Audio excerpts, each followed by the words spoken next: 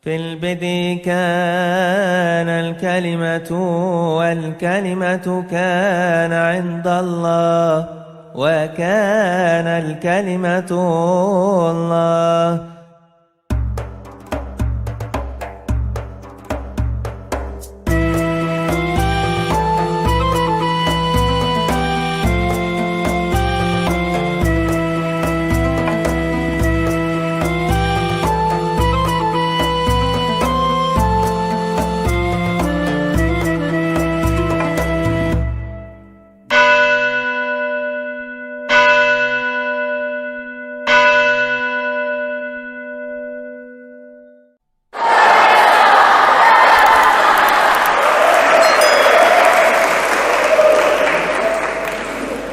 Iya, terima kasih saudara-saudara yang terhormat Pak Agnito Monika, kemudian Pak Martin Senduk sebagai pimpinan dari SMP Santo Nikolas Lokon, juga pembina rohani Pastor Adam, juga Kepala SMA Pak Stefanus Poluan, dan juga para pengurus yayasan Pak Pengki dan Pak Daniel serta Ibu yang saya hormati serta adik-adik sekalian, sekali lagi saya sapa dengan selamat pagi.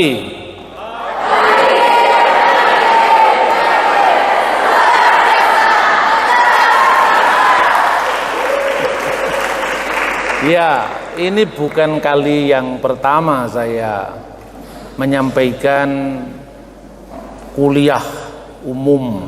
Masih SMP SMA sudah kuliah ya. Dari kata kuliah itu biasanya untuk sekolah tinggi atau perguruan tinggi. Berarti kelas Anda ini sudah meningkat. Bukan sekedar sekolah menengah, tapi sudah level perguruan tinggi. Tidak bosan juga dengar saya ya. Saya sudah berapa kali di sini. Dan tema saat ini yang kita akan bahas, apa yang sudah sangat terkenal dalam setiap misa, ya. Berbahagialah orang yang mendengarkan sabda Tuhan dan tekun melaksanakannya. Berulang-ulang dan selalu kita mendengar itu di dalam misa atau liturgi suci. Tetapi sebenarnya bagaimana kita mengaplikasikan ayat itu dan konteksnya seperti apa, ya? Adik-adik sekalian, Bapak Ibu yang saya hormati, kalau kita membaca dalam catatan Injil Santo Lukas pasal 11 ayat 7 sampai dengan 28, itu dikisahkan begini. Ketika Yesus masih berbicara, berserulah seorang perempuan dari antara orang banyak dan berkata kepadanya, "Berbahagialah ibu yang telah mengandung engkau dan susu yang telah menyusui engkau." Tetapi Yesus berkata, "Yang berbahagia Allah mereka yang mendengarkan firman Allah dan yang memeliharanya dan yang tekun melaksanakannya."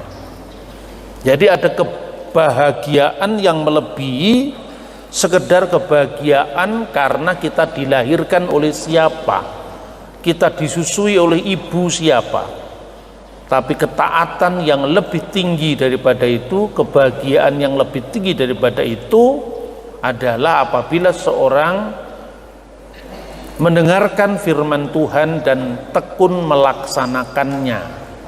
Jadi ada, adik-adik, komitmen kepada firman melebihi daripada ukuran-ukuran yang lain. Kenapa itu sangat penting ya dalam kehidupan iman kita?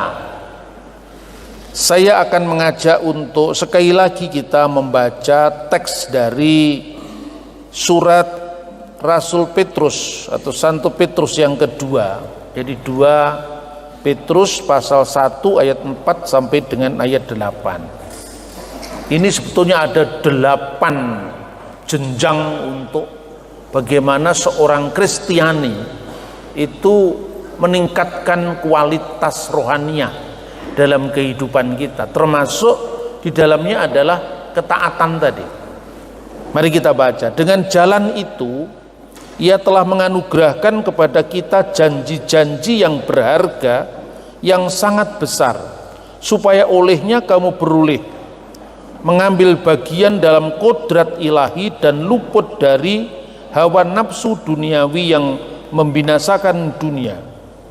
Justru karena itu kamu harus dengan sungguh-sungguh berusaha untuk menambahkan kepada imanmu kebajikan, dan kepada kebajikan pengetahuan, dan kepada pengetahuan penguasaan diri, dan kepada penguasaan diri ketekunan, dan kepada ketekunan kesalehan, dan kepada kesalehan kasih akan saudara-saudara, dan kepada kasih akan saudara-saudara kasih akan semua orang. Sebab apabila semuanya itu ada padamu dengan berlimpah-limpah, kamu akan dibuatnya menjadi giat dan berhasil dalam pengenalanmu akan Yesus Kristus Tuhan kita. Nah, saudara-saudara, di dalam kitab suci kita mengenal yang namanya 8 sabda bahagia. Ini adalah 8 jenjang spiritualitas. Yang pertama, tambahkanlah dalam imanmu, dan itu harus berusaha keras, ya. Berusaha keras untuk menambahkan dalam imanmu. Iman itu pisti, yaitu credo. Dalam iman itu mesti ditambahkan apa? Areten. Areten itu artinya sebetulnya adalah moral excellent, kualitas moral, kebajikan.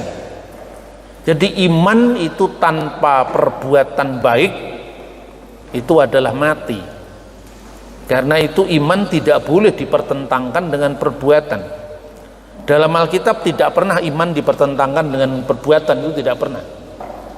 Meskipun itu sudah pernah menjadi persengketaan teologis antara Luther dengan gereja, tetapi sesungguhnya kalau kita membaca kitab suci, iman itu ya perbuatan, tidak bisa dipisah-pisahkan.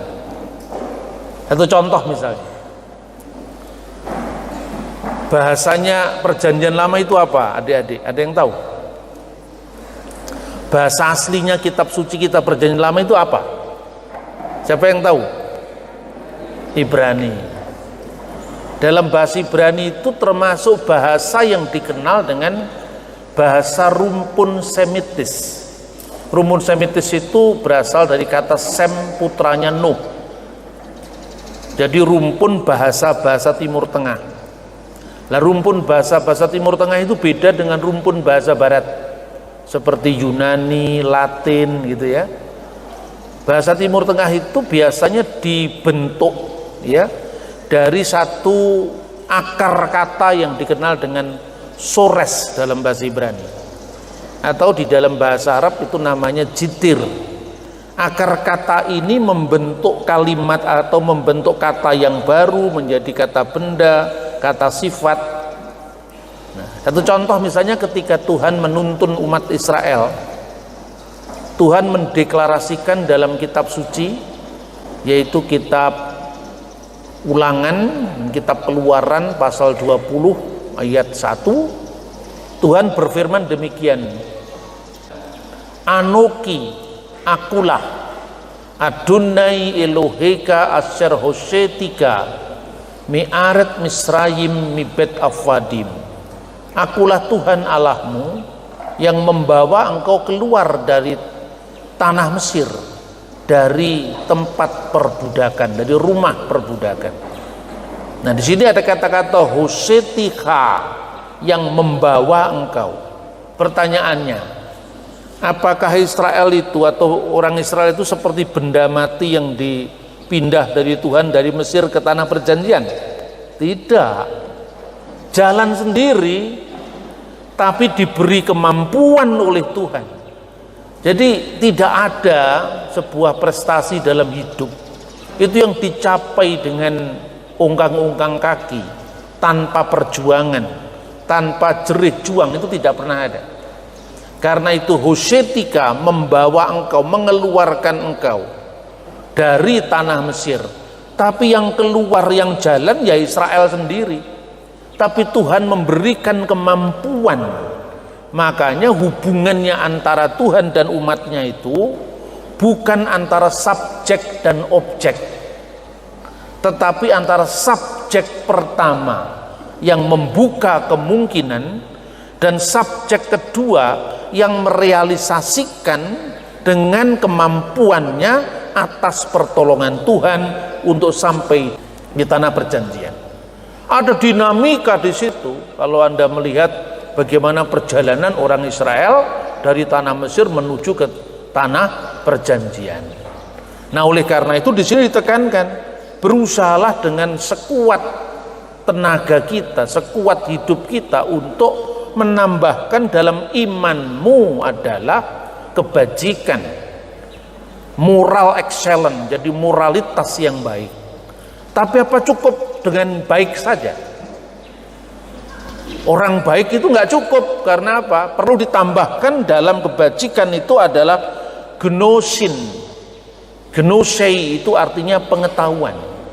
Karena orang yang baik saja, kalau adik-adik jadi orang baik, polos-polos, katanya orang Jakarta culun-culun, tidak punya pengetahuan, itu cenderung dimanfaatkan orang lain, ditipu.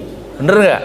Kalau Anda polos-polos ya, tidak punya kepekaan membaca situasi sekeliling kita, maka kita mendengar ada bisnismen besar ditipu. Siapa yang nipu? Yang nipu temennya di gereja, gitu kan? Ini sering kita dengar. Karena apa? Karena kebajikan tanpa dilengkapi dengan pengetahuan. Tapi sebaliknya, tambahkanlah dalam pengetahuan itu adalah ekratein, yaitu apa? Self control, penguasaan diri.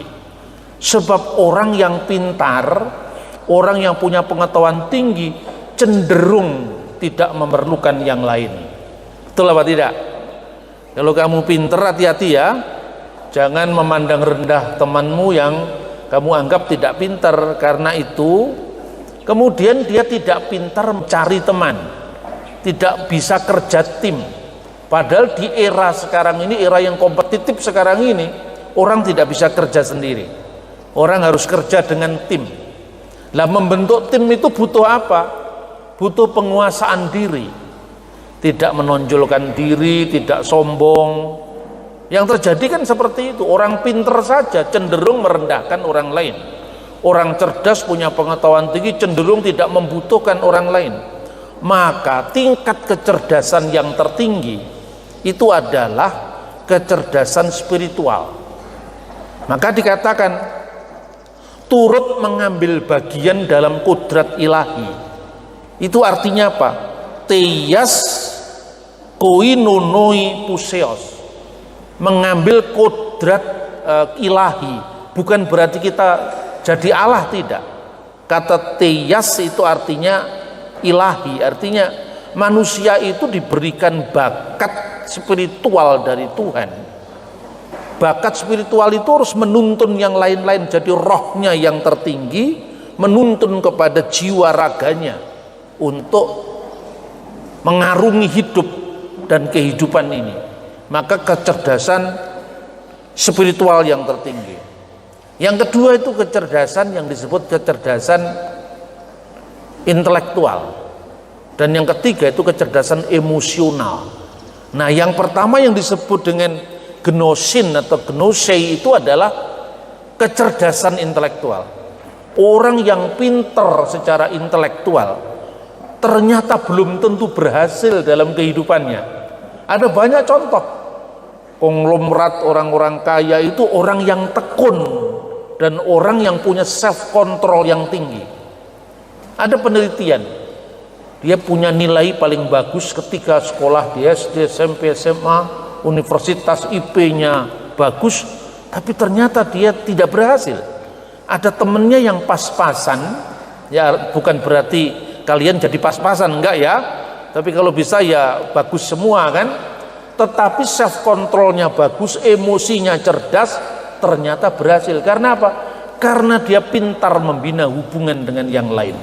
Maka ingat, kecerdasan otak itu bukan satu-satunya. tapi perlu diperlengkapi dengan kecerdasan emosi. Makanya tambahkanlah di dalam kecerdasan atau dalam pengetahuan itu penguasaan diri. Nah, penguasaan diri itu tidak hanya sekedar karena ingin mendapatkan sesuatu sekarang menguasai diri. Nanti kalau sudah dapat sesuatu kita liar lagi, tidak bisa. Makanya biasanya orang itu ini cenderung ya, ketika misalnya mau bulan puasa atau mau puasa agung, prapaskah, kita harus pantang, kita harus menguasai diri. Karena ini masa puasa loh, jadi kita jangan macam-macam. Berarti kalau nggak masa puasa kita boleh macam-macam, kan nggak begitu. Maka penguasaan diri itu bukan sekedar hormatilah orang yang sedang berpuasa, tidak. Tapi tambahkanlah dalam penguasaan diri itu ketekunan. Nah, ketekunan itu sesuatu yang setia dari hal-hal yang kecil terus menerus. Ya, karena itu ketekunan. Kalau satu gagal dicoba lagi, satu gagal dicoba lagi.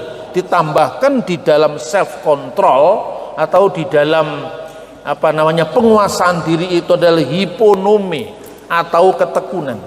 Dan kalau orang sudah tekun, sudah cerdas, sudah menguasai diri, punya kebaikan, punya iman, maka akan lahirlah eusebian, kesalehan. Ya, kesalehan. Jadi tambahkanlah di dalam ketekunan itu adalah kesalehan. Hidup yang baik dengan semua orang. Kemudian tambahkanlah dalam ketekunan itu adalah kesalehan, dan tambahkanlah dalam kesalehan apa yang disebut Philadelphia, kasih persaudaraan. Nah, kemudian kalau kasih persaudaraan, kasih terhadap saudara, baru tingkat yang paling tinggi itu adalah agape, kasih terhadap semua orang, kasih tanpa pandang bulu. Kalau adik-adik membaca kitab suci, Rasul Petrus ya, atau Santo Petrus sang rasul, ketika Yesus itu bangkit dari antara orang mati, sebelum mereka mengetahui Yesus sudah bangkit, mereka kehilangan harapan, mereka kehilangan masa depan seolah-olah. Sampai Petrus kembali kepada profesi semula sebagai nelayan di Danau Galilea. Sampai kemudian Yesus menjumpai kembali setelah bangkit dari antara orang mati. Apa yang dikatakan Yesus kepada Simon Petrus? Simon anak Yohanes, apakah engkau mengasihi aku? Kata kasih di sini digunakan kata-kata agape, kasih apa yang dituntut Tuhan, kasih seperti Tuhan mengasihi. Petrus mengatakan, malu dia tidak mengatakan, ya Tuhan, aku mengasihi engkau dengan kasih persaudaraan ini. Kasih persaudaraan itu bisa ada pengkhianatan. Kalau kasih persaudaraan itu kan kasih antar saya dengan saudara saya, dengan teman kuliah saya, dengan teman sekolah saya, masih mungkin ada nggak pengkhianatan? Masih mungkin. Kalau menguntungkan kadang-kadang kita berteman, kalau tidak menguntungkan kita tendang dia, kan? Petrus tahu bagaimana kehidupannya sebelumnya, dia pernah menyangkal Yesus 3 kali. Maka dia mengatakan, Tuhan, engkau tahu aku mengasihi engkau dengan kasih persaudaraan. Digunakan kata-kata pilosi, mengasihi engkau dengan kasih pilia. Yesus bertanya yang kedua kali, apakah engkau agape terhadap aku? Petrus mengatakan, ya Tuhan, engkau tahu segala sesuatu, aku pilia, pilosi terhadap engkau. Dia tetap tidak berani mengatakan agape, karena fakta hidupnya yang up and down dalam pengiringannya terhadap Tuhan. Baru yang ketiga itu kalau orang Yahudi sudah ngomong ulang 3 kali, berarti itu serius sekali. Dan Yesus menurunkan standar kasihnya. Apakah engkau pilia terhadap aku? Petrus menangis di situ, dan aku mengasihi engkau. Terima kasih Tuhan, kamu sudah menurunkan standar kasih-Mu, tuntutan-Mu terhadap kami. Kalau begitu gembalakanlah domba-dombaku. Maka ada yang namanya primat Petrus, di mana Petrus itu yang terpilih di antara para rasul yang lain. Maka kemudian dia menjadi pemimpin gereja di Antioquia, dan setelah itu menjadi pemimpin gereja di Roma. Jadi Tuhan tahu bahwa kemampuan kita itulah yang dimampukan oleh Tuhan, sebagaimana Tuhan memberikan kemungkinan, kekuatan ketika saat keluaran atau eksodus. Ketika kemudian orang sudah sampai kepada kasih persaudaraan, maka kasih yang tertinggi itu adalah standarnya kasih akan semua orang, yaitu kasihnya Tuhan seperti kasih yang seharusnya kita lakukan meskipun kita tidak bisa melakukan. Sanggupkah kita mengasihi ketika saudaramu mengkhianati kita? Sanggupkah engkau tetap mengasihi, mendoakan musuh-musuhmu ketika musuh-musuhmu itu mengkhianati kamu? Inilah standar tertinggi dari kasih Tuhan. Nah, saudara-saudara, adik-adik yang saya muliakan, saya hormati, karena itu sebetulnya insan Kristiani itu sesungguhnya dituntut oleh Tuhan paling tidak untuk menjadi duta-duta cinta kasih yang menggambarkan tahap-tahap pendakian spiritual, mulai dari iman ditambahkan kepada iman kebajikan, ditambahkan kepada kebajikan pengetahuan. Kalau pengetahuan saja itu cenderung mungkin merendahkan orang lain, tapi tambahkanlah di situ penguasaan diri. Dalam penguasaan diri ketekunan, dalam ketekunan kesalehan, dalam kesalehan adalah kasih akan saudara-saudara dan kasih akan semua orang. Kasih akan saudara itu apakah manusiawi, Pak? Ya, manusiawi. Karena apa?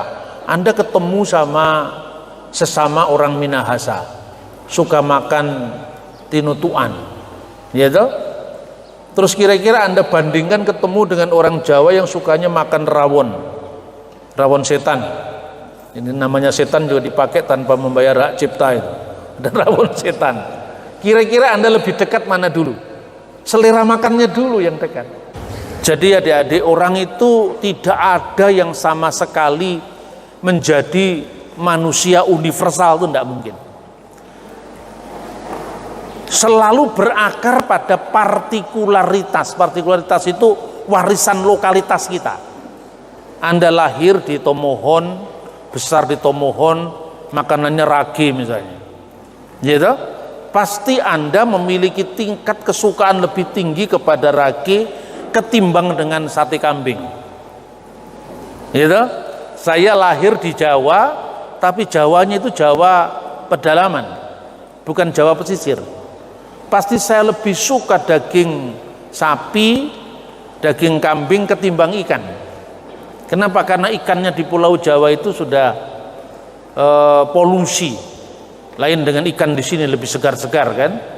Nanti kalau di sini pabrik-pabrik sudah banyak, ya mungkin juga polusi juga. Makanya kita juga harus mengembangkan yang namanya teologi lingkungan hidup, karena alam ini tidak boleh kita perkosa, tidak boleh kita eksploitasi, harus kita jaga keseimbangannya.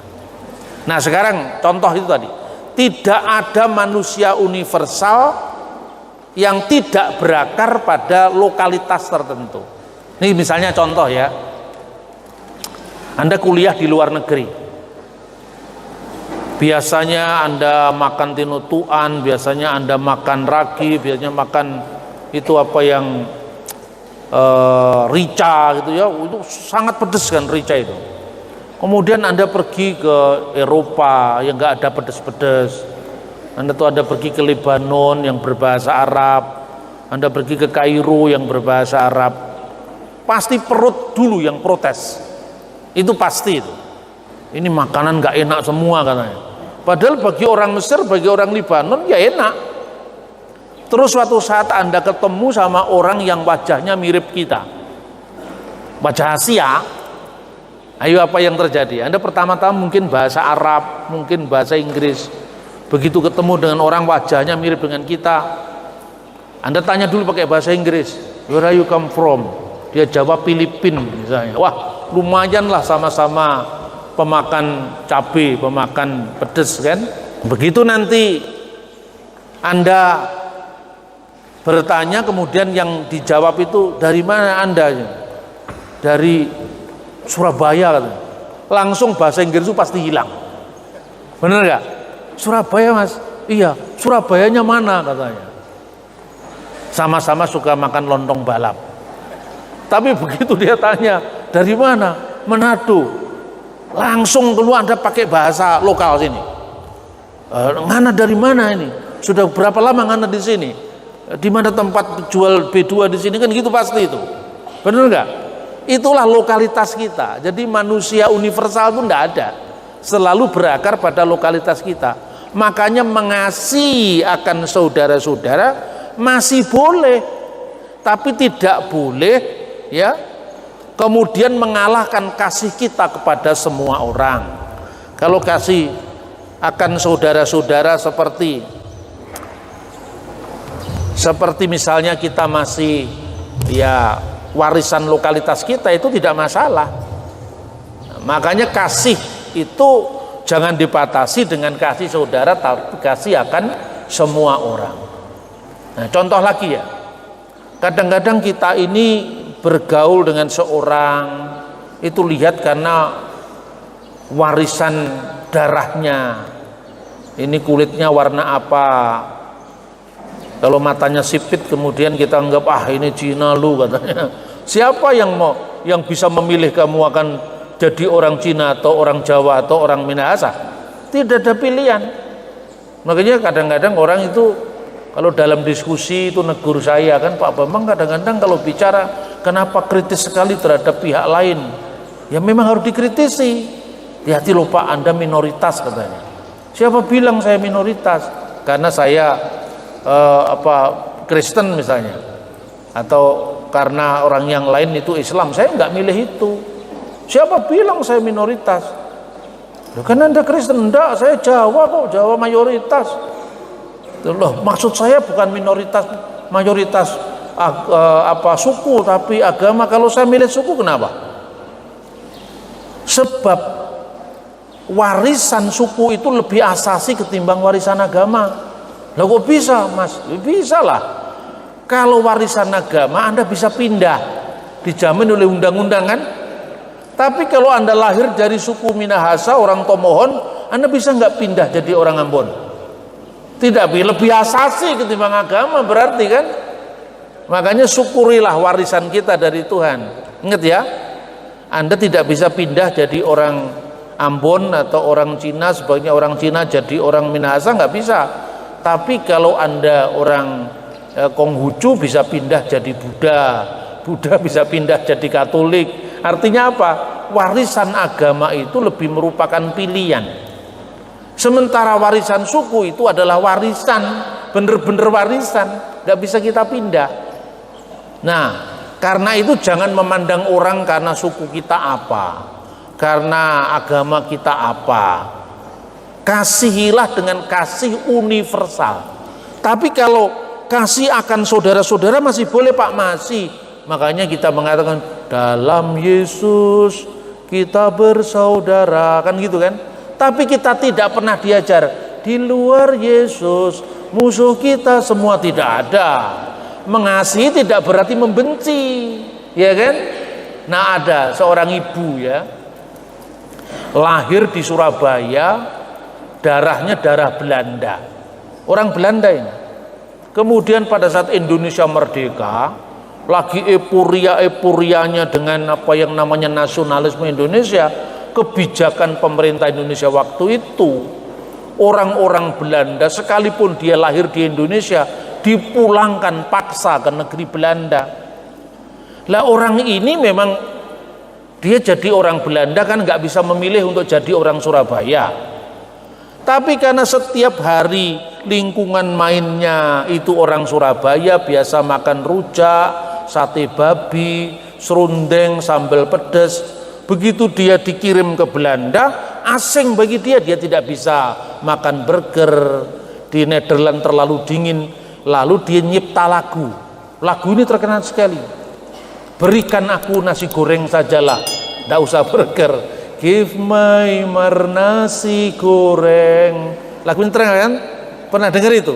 Give my nasi goreng, matan gebaken what sambel and what kerupuk, ya.